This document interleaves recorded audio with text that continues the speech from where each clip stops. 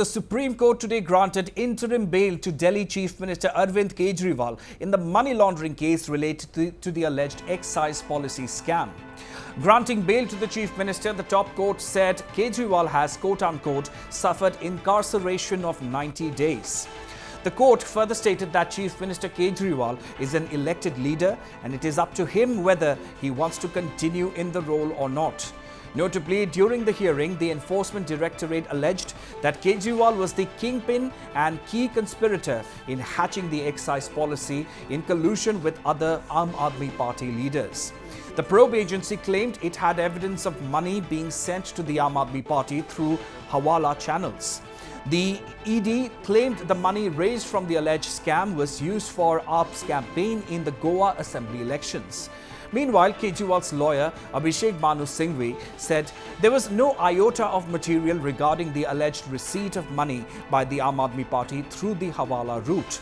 Now, despite the bail from ED's arrest, Kejriwal will continue to remain in Tihar jail as he has also been arrested by the CBI in connection with the corruption case related to the alleged scam.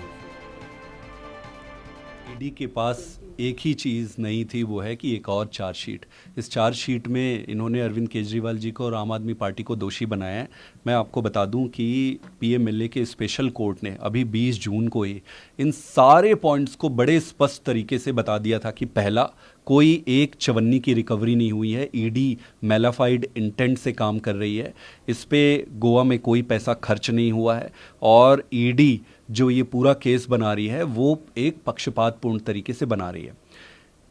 ना इसमें 100 करोड़ की बात है, ना 40 करोड़ की बात है, ना एक चवन्नी की बात है, ना इसमें अरविंद केजरीवाल का रोल है, ना पार्टी का कोई रोल है। जब कोई क्राइम हुआ ही नहीं कहीं पर, तो फिर अक्यूज होने का कोई पॉइंट बनता नहीं। सुप्रीम कोर्ट की छुट्टियों से पहले ये मामला जस्टिस संजीव खन्ना और जस्टिस दीपांकर दत्ता की बेंच ने सुना था और इसको रिजर्व किया था।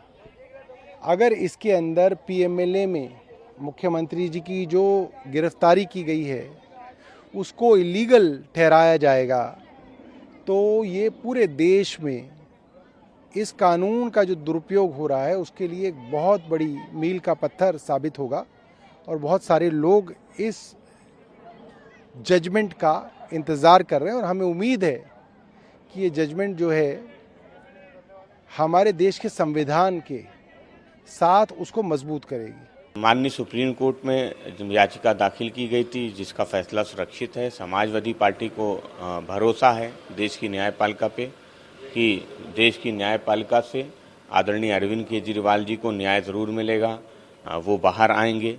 भारतीय जनता पार्टी ने जिस तरीके से एजेंसियों का दुरुपयोग किया है, कानून का दुरुपयोग किया है, वो पूरा देश देख रहा है और समाजवादी पार्टी समझती कि न्यायपालिका वो सबसे बड़ी है और न्यायपालिका से माननीय अरविंद केजरीवाल जी को राहत जरूर मिलेगी। इंटरिम बेल होती है कि जब तक केस चल रहा है वो जेल से बाहर रह सकते हैं, लेकिन